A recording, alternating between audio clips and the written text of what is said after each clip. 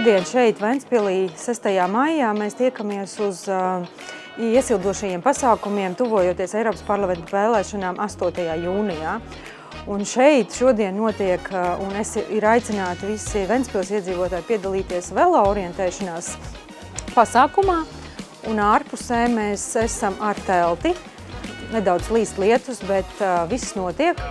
Mums notiek gan erudīcijas spēles, kas ir visai ģimenei ar dažādām balvām, par to, lai uzzinātu vairāk gan par Eiropas parlamentu, gan par pašu Eiropas Savienību, gan noskaidrot praktisku informāciju par to, kā noritēs Eiropas vēlēšanas.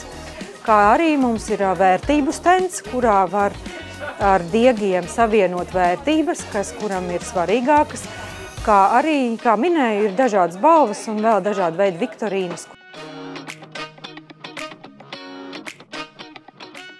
Velo orientēšanās pasākumus Ventspilī mēs organizējam jau 3. gadu, vairākas reizes vasaras sezonā.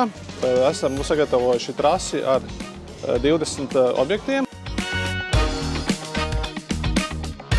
Un šis gads ir īpašs gads ar to, ka Latvija Eiropas Savienībā svin savu 20 gadi. Par šo ir arī šis velo pasākums, velo orientēšanās sacensības. Ventspils iedzīvotājiem, Ventspils viesiem, visiem interesantiem parādītu, ko tad Latvija ir sasniegusi un kā Latvija ir mainījusies kopš šiem 20 gadiem Eiropas Savienībā, piesaistot Eiropas Savienības līdzfinansējumu, kā ir attīstījušies dažādi objekti un dažādas vietas.